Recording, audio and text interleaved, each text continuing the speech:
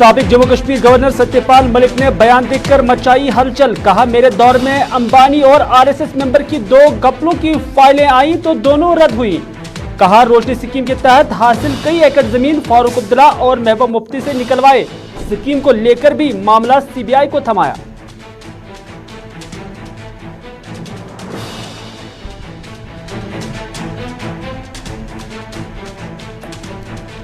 रोशनी scheme में महबूबा मुफ्ती का नाम लेने पर पीडीपी सदर ने किया पलटवार।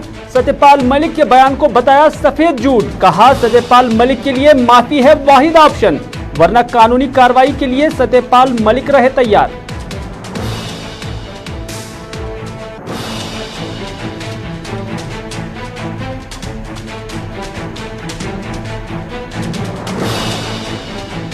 कांग्रेस लीडर गुलाम नबी आजाद ने जम्मू कश्मीर में सरकार की कारकर्दगी पर उठाए सवाल। कहा, तामीर और तरक्की का जम्मू कश्मीर में नामो निशान नहीं।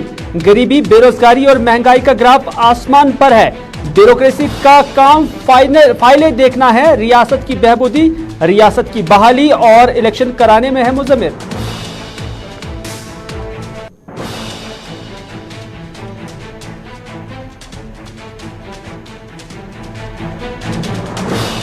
और शोपियां में फौज और मिलिटेंटों के दरमियान झड़प में एक फौजी और 2 मिलिटेंट हुए जान बहक। मिलिटेंटों की वापसी टीआरएफ से होने की पुलिस ने की तस्दीक। मेंढर में फौज का ऑपरेशन 10वें रोज में हुआ दाखिल।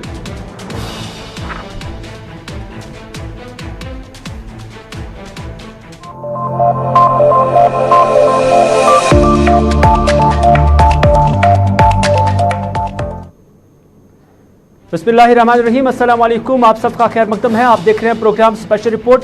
मैं हूं आपका मेजबान मीर हिलाल हांजुरी, आपकी खिदमत में हाजिर।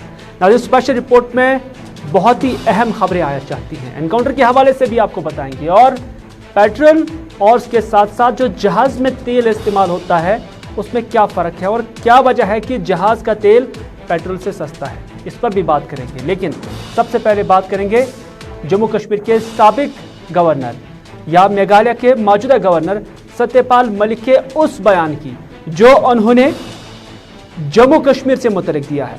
सत्यपाल मलिक का जो बयान आया उसके बाद जम्मू कश्मीर के अंदर भी सियासत तेज हो गई है, क्योंकि सत्यपाल मलिक ने इस बयान का ये हिस्सा जो हम आप तक पहुंचा रहे हैं ये रोशनी एक्ट के हवाले से किया।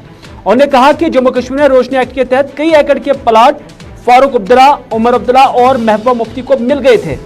लोगों की शिकायत के बाद मैंने पता भी किया और मुझे कहा गया हाँ ऐसा ही है।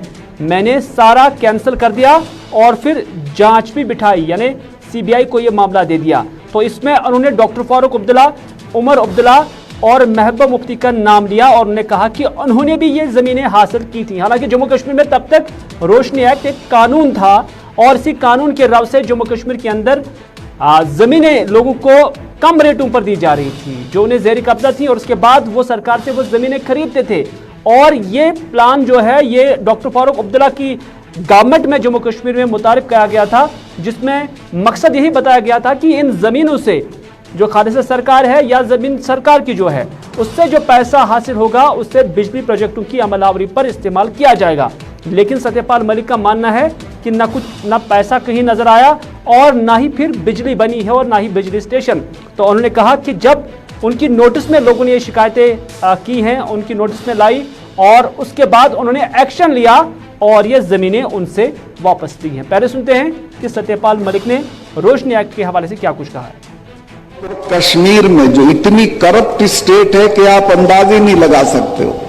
सारे देश में कमीशन 5-4% मांगा जाता है, कश्मीर में 15% मांगा जाता है। उस स्टेट में दहशत हो गई और मेरे रहते कोई करप्शन का बड़ा काम नहीं हुआ। आते आते मैंने वहां एक, आप देखते होंगे आजकल प्रेस में और टीवी में, उसको रोशनी एक्ट कहते थे। फारूक अब्दुल्ला वो एक्ट लाए थे कि ये सरकारी जमीनें हैं, इनको हम ठीक ठाक दाम पे दे देंगे और इससे जो रुपया मिलेगा उससे बिजली की हालत सुधारेंगे। बिजली की हालत तो सुधरी नहीं। कई एकड़ का प्लॉट फारूक अब्दुल्ला को मिल गया, उनके बेटे को मिल गया, महबूबा को मिल गया। मुझे लोगों ने जब शिकायत की, मैंने पता करा तो उन्होंने कहा जी बिल्कुल ऐसे ही है। मैंने वो सारा कैंसिल कर दिया और उसकी जांच बिठा दी। अब वो वहां जांच भी सरकारी संस्थाएं करती हैं, वो भी डरते हैं कि कल कोई आ जाएंगे। तो वहां बहुत अच्छी एक लेडी जज चली गई थी, तो मैं उन लोगों को कहा कि तुम जज साहब के पास चले जाओ। तो वो हाई कोर्ट में चले गए और मिसेज मित्तल करके, मिसेज उनकी शादी नहीं हुई थी, उनकी मित्तल थी, उन्होंने ये पूरा मामला सीबीआई को पकड़ा दिया। अब सब नेताओं के बंगले कैंसिल हो गए हैं, सबकी जमीनें कैंसिल हो गई हैं। और मैंने चीफ उसको अपने कमिश्नर को कहा जम्मू के कि जम्मू के आसपास जितनी सरकारी जमीनें हैं उसका सर्वे करो। उसने मुझे बताया साहब ये तो बहुत जमीन पड़ी है खाली, लेकिन ये तो आपके हटते ही कब्जा कर लेंगे लोग इस पे। मैं क्यों? कहने महबूबा के आदमी को तो देर ही नहीं लगती कब्जा करने में, वो तो एक खूंटा गाड़ के भैंस बांध देता है और कहता मेरी जमीन है। ऐसे ही ये कर लेगा फारूक अब्दुल्ला। तो मैंने कहा क्या करूं? कहने साहब इसको कर दो। मैं कहा मैं इसको बांटने का नहीं हूं, ना मैं इसको बेचने का हूं। आप एक काम करो, मेरे यहाँ 3 कोर है आर्मी की, 3 लेफ्टिनेंट जनरल पढ़ते थे कश्मीर के, इन तीनों को बुला के उन सबों को ये जमीन दे दो। मैंने उस चलिए नाज़रीन, सत्यपाल मलिक को जम्मू कश्मीर में भी लोग जानते हैं, इस वजह से कि वो गवर्नर हैं जम्मू कश्मीर के, बल्कि इस वजह से भी कि वो अपने बयानात के लिए काफ़ी मशहूर है।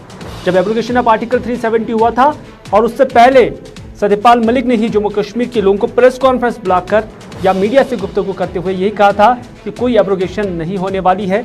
और यहाँ तक कि अखबारात की सुर्खियाँ भी बनी थी कि बहुत सारी स्टेट्स में इस तरह की जो स्पेशल स्टेटस है, तो इस वजह से जम्मू कश्मीर में इससे वापस नहीं लिया जा सकता है। लेकिन फिर 2 या 3 दिन के बाद ही सबके सामने रिजल्ट था जब 5 अगस्त आई। तो इस तरह से सत्यपाल मलिक अपने बयान के लिए जम्मू कश्मीर में भी बच्चा बच्चा उन्हें जानते हैं। लेकिन जो आज उन्होंने बयान दिया रोशनी एक्ट के हवाले से, और उसमें उन्होंने 3 नाम लिए, डॉक्टर फारूक अब्दुल्ला, उमर अब्दुल्ला और महबूबा मुफ्ती का भी नाम लिया।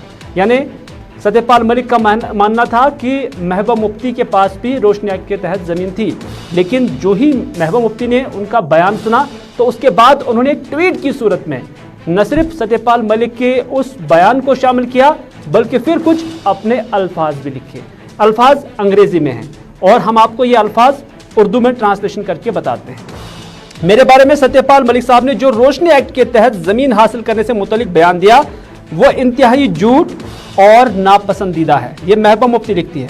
सत्यपाल मलिक के खिलाफ मेरी कानूनी टीम मुकदमा चलाने की तैयारी कर रही है और अब सत्यपाल मलिक के पास एक ही ऑप्शन है कि वो अपने अल्फाज वापस ले, यानी माफी मांगे, वरना मुझे उनके खिलाफ कानूनी कार्रवाई करनी पड़ेगी।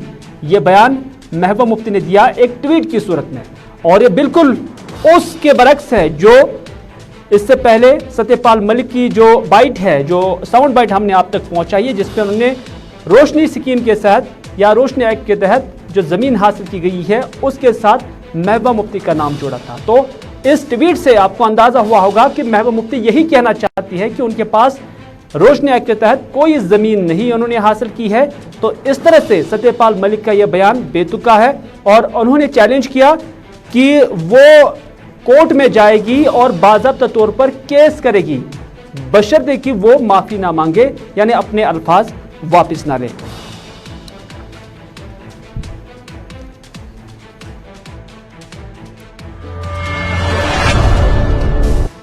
अपने इस बयान में सत्यपाल मलिक सिर्फ यहां पर नहीं रुके, बल्कि उन्होंने और भी कहा है। उन्होंने कहा कि जम्मू कश्मीर में जब वो गवर्नर थे तो उनके पास 2 फाइलें आई और उन 2 फाइलों में उन्होंने कहा कि घपला था, और ये 2 फाइलें एक अनिल अंबानी की थी और दूसरा उनका मानना है कि वो आरएसएस के किसी मेंबर ऑफिसर और साथ ही साथ उन्होंने पीडीपी के किसी मिनिस्टर का भी जिक्र किया। हालांकि नाम नहीं लिया, लेकिन इतना जरूर बताया दिया कि ये वही लोग उसमें इन्वॉल्व थे।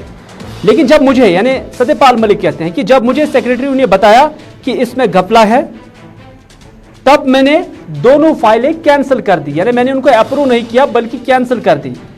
और उनका मानना था कि सेक्रेटरी ने उन्हें बताया कि अगर वो इन फाइलों को अप्रूव करेंगे, यानी रद्द नहीं करेंगे, तो उन्हें हर फाइल के लिए कम से कम 150 करोड़ रुपए भी मिल सकते हैं। लेकिन उन्होंने वज़ीर-ए-आज़म के साथ मुलाकात की और फिर वज़ीर-ए-आज़म का शुक्रिया अदा किया कि उन्होंने उन्हें बोला कि करप्शन के लिए कोई कॉम्प्रोमाइज़ नहीं होना चाहिए। सत्यपाल मलिक मजीद क्या कहते हैं, आइए आप तक पहुंचाते हैं। कश्मीर में जाने के फौरन बाद 2 फाइलें मेरे सामने आई। एक में तो अंबानी इन्वॉल्व थे और एक में संघ के एक बड़े अफसर हैं वो थे, एक पुराने महबूबा की मिनिस्ट्री के मिनिस्टर थे और जो अपने को प्रधानमंत्री जी के बहुत नज़दीक बताते थे। मुझे सेक्रेटरीज ने दोनों डिपार्टमेंट के बताया साहब इसमें घपला है। मैंने दोनों डील कैंसिल कर दिए। सेक्रेटरीज ने मुझे ये भी बताया कि साहब इसमें 150 करोड़ रुपए आपको मिल सकता है। मैंने कहा मैं तो 5 कुर्ते पजामे लेके आया हूँ, ऐसे ही चला जाऊंगा। लेकिन एहतियातन मैंने प्रधानमंत्री जी से वक्त लिया और उनसे मिलने गया और उनको मैंने कहा कि साहब ये फाइल है, ये इसमें घपला है, ये लोग इसमें इन्वॉल्व हैं, ये आपका नाम लेते हैं, आप मुझे बताएं क्या करना है। अगर इसे कैंसिल नहीं करना है तो मैं छोड़ देता हूं, किसी दूसरे को लगा दीजिए मेरी जगह, लेकिन मैं रहूंगा तो इसको होने नहीं दूंगा।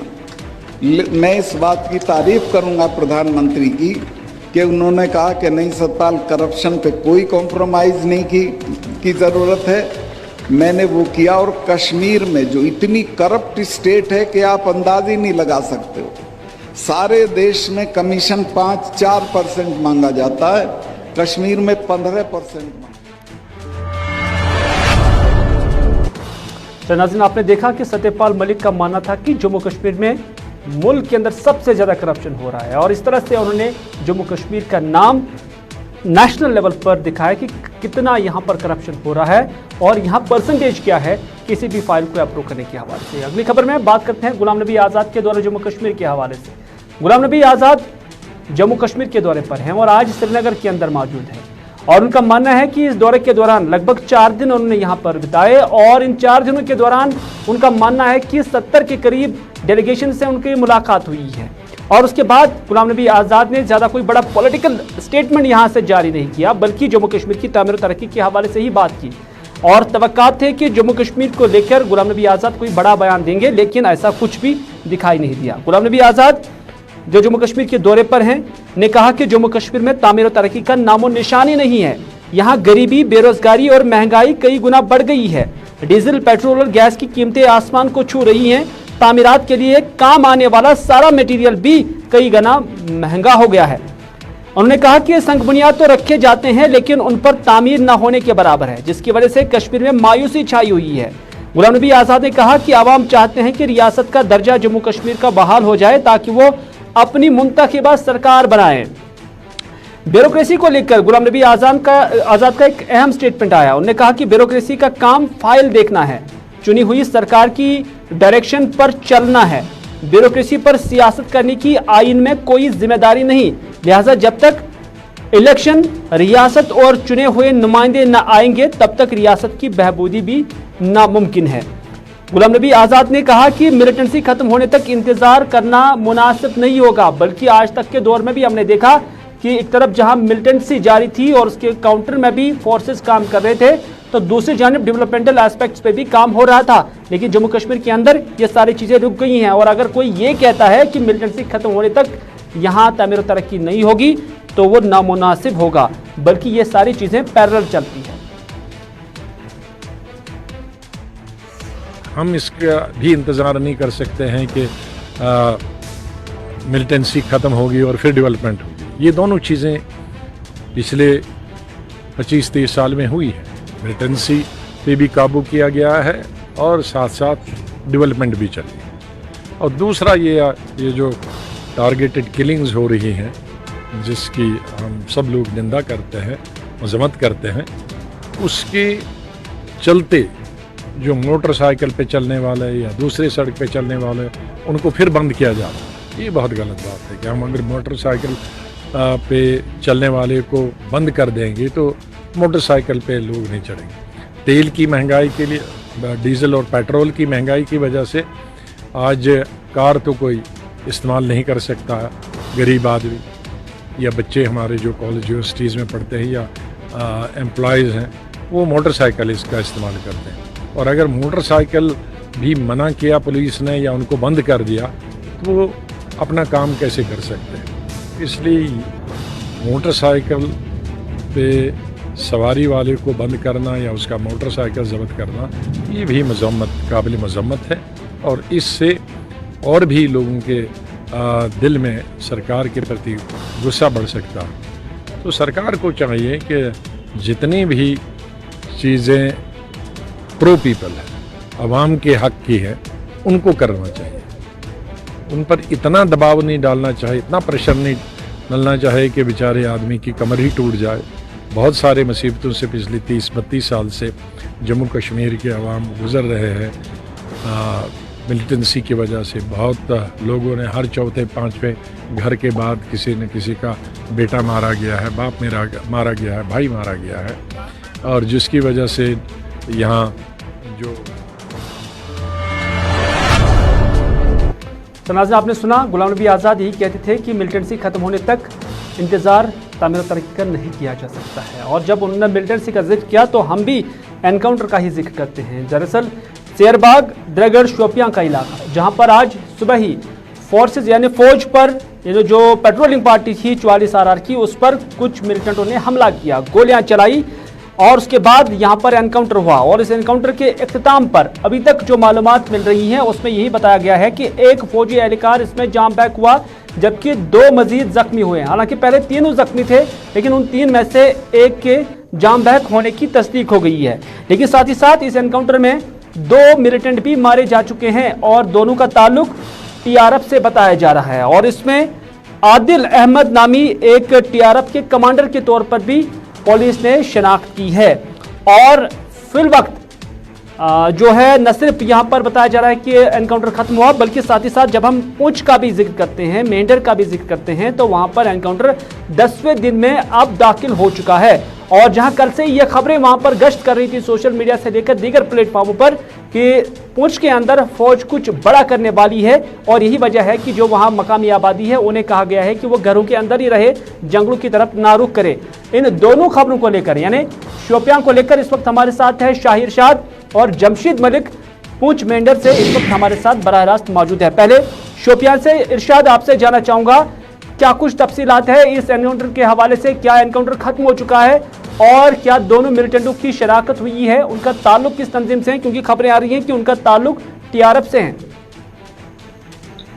बिल्कुल हिलाल, मैं आपको बता दूं, अगर हम बात करें इस इनकाउंटर के साथ, तो यहाँ पे तकरीबन 10 बजे फौज को इत्तला मिली है कि द्रगड़ के बगीचों में कुछ मिलिटेंट छुपे हैं। मैं आपको बता दूं, जो ही फोर्सेस ने इन बगीचों का मुहासरा करके ये जानने की कोशिश की कि आखिर मिलिटेंट छुपे कहाँ है, तो मिलिटेंट के ऊपर जो है हाथ गोला फेंक कर जो है उनके 3 जवान को जो है घायल कर दिया, जिनमें से एक जवान जो वहीं पे जो है वो जाँ बाक हुए। बाद में फौज ने यहाँ पे मोर्चा कस लिया और वहाँ पे जो है जवाबी कार्रवाई करते हुए उनके जो 2 मिलिटेंट उनको जो है जाँ बाक कर लिया। और मैं आपको बता दूं कि ये एनकाउंटर जो अभी खत्म हो चुका है। कुल मिला के बात यह है कि इसमें जो है 2 मिलिटेंट और 2 फौजी एहलकार, एक फौजी एहलकार जो है वो जाँ बाक हुआ है। इरशाद, बिल्कुल आप बने रहे हमारे साथ। इस वक्त जमशीद भी हमारे साथ है जो हमें पुंछ के हवाले से अपडेट करेंगे, क्योंकि मेंढर के अंदर कुछ दिनों से लगातार हम देख रहे हैं कि फौज इस तलाश में है कि वहां पर जो मिलिटेंट है जिन्होंने 10 फौजी एहलकारों को जाम बैक 9 फौजी एहलकारों को जाम बैक किया, उनके हवाले से कोई अता पता चले। और कल यही खबरें गश्त कर रही थी कि कुछ बड़ा करने वाला है फौज पुंछ के अंदर। अभी इस हवाले से क्या कुछ तफसीलात है जमशीद?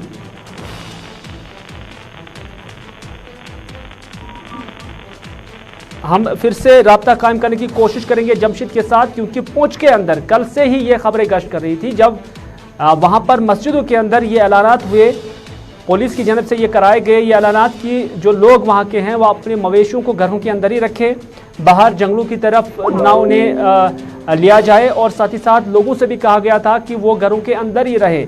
और उसके बाद यही खदशात गश्त कर रहे थे कि शायद कुछ बड़ा होने वाला है या कोई वहाँ पर स्ट्राइक होने वाली है मिलिटेंट्स के खिलाफ। लेकिन अभी तक उस हवाले से कोई मालूमात नहीं मिल रही है, बल्कि वक्फे वक्फे से वहाँ पर फायरिंग की आवाज़ें सुनाई दी जा रही है।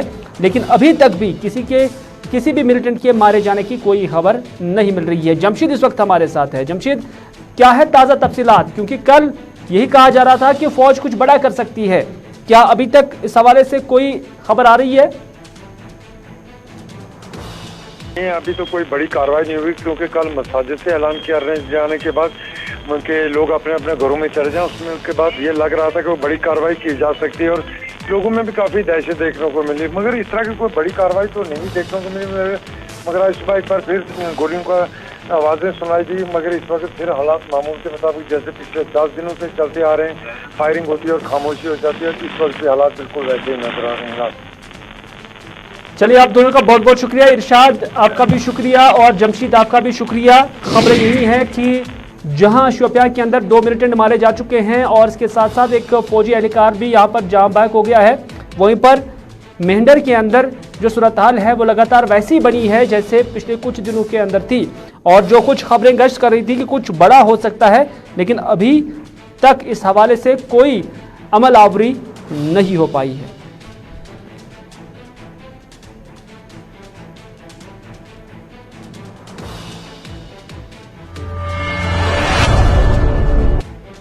नाज़रीन, दिल्ली हो या जम्मू कश्मीर, तकरीबन जो पेट्रोल यहाँ पर बेचा जा रहा है, जो मुख्तलिफ पेट्रोल पंप्स पर दस्तयाब है, वो तकरीबन 105 रुपये के हिसाब से मिल रहा है। लेकिन जब हम सिविल एविएशन की बात करते हैं या जो जेट फ्यूल जिसे कहते हैं, जो जहाज़ में बरते हैं, उसके रेट जब पेट्रोल के मुकाबले में देखा जाता है तो लगभग 25 से 30 रुपये कम है। यानी पेट्रोल ज़्यादा महंगा है बनिस्बत जो जहाज़ के अंदर तेल इस्तेमाल होता है। और माहिरीन का मानना है कि जो जहाज़ के अंदर तेल इस्तेमाल में लाया जाता है वो भी क्रूड ऑयल से ही बनता है, वहीं से निकाला जाता है और ये इसकी सबसे टॉप क्वालिटी होती है। तो जब टॉप क्वालिटी सस्ती मिले और उसके बाद जो दूसरी टॉप क्वालिटी है वो महंगी मिले, तो उससे ये पता चलता है कि ज़मीन पर सफ़र करने वाले जो आम लोग हैं वो जहाज़ के बनिस्बत गरीब ही होते हैं, और जो जहाज़ के अंदर सफ़र करने वाले होते हैं वो माली एतबार से भी बड़े होते हैं और उसके साथ साथ समाज में भी उनका स्टेटस वाइट कॉलर ही होता है।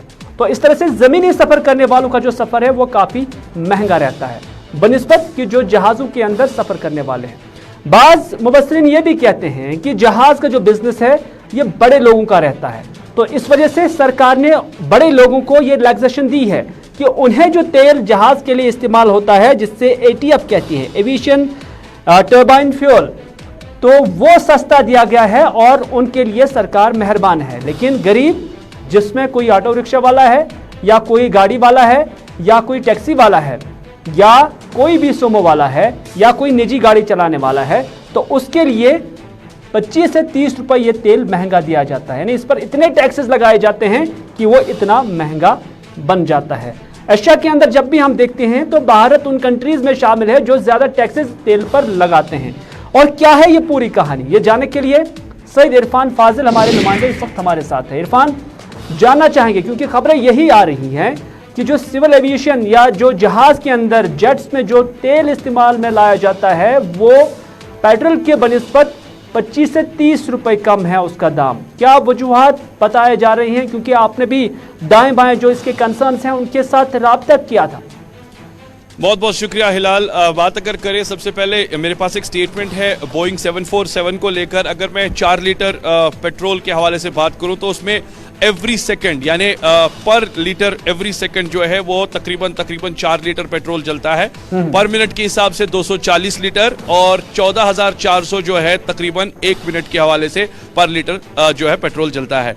अब रही बात यहाँ पर बोइंग्स को लेकर, और बोइंग्स के साथ साथ यानी जो भी जेट्स है उसका जो तेल है जिसके बारे में आपने भी बात की है, तो मैंने भी कुछ माहिरीन से बात की थी, उनसे मैंने आखिरकार जाना था क्या आखिरकार वजूहात है कि ये तेल जो है सस्ता पड़ता है।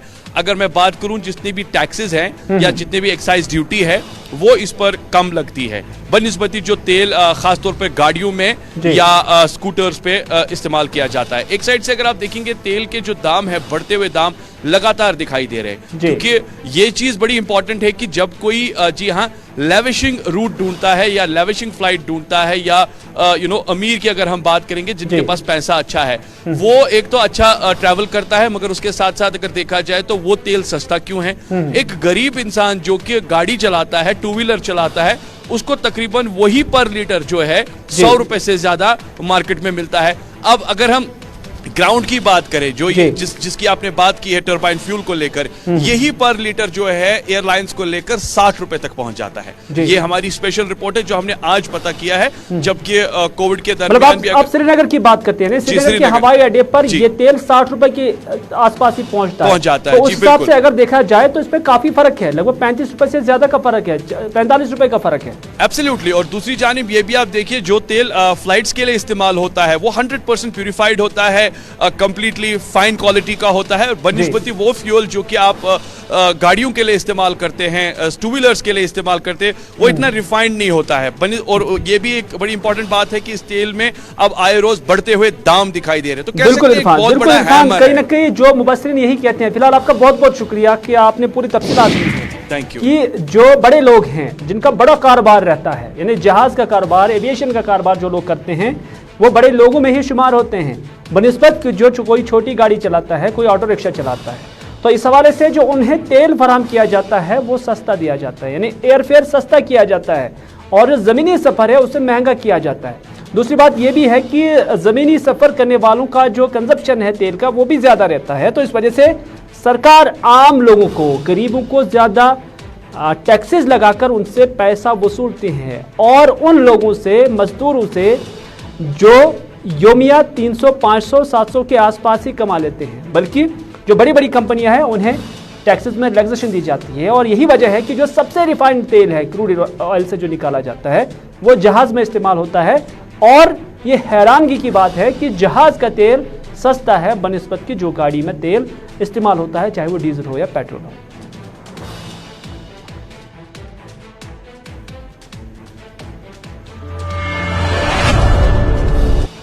चलिए नाज़रीन, जाते जाते एक ही बात कि बांडीपुरा का लावेपुरा इलाका, जहां पर एक शादी थी और शादी के दौरान जो वाजवान का इस्तेमाल हुआ और जो मेहमान ने वहां पर वाजवान खाया, तो वाजवान खाने के बाद 50 अफराद बीमार हो गए, और 50 अफराद में ये भी बताया जाता है कि डायरिया और वोमिटिंग हुई है, यानी उल्टी आई है। तो उसके बाद 40 को अभी तक जिला अस्पताल में भर्ती भी कराया गया। उसी के साथ दीजिए अपने मेज़बान मीर हिलाल हाजिरी को आज का ये प्रोग्राम यहीं पर इख्तिताम करने की इजाज़त।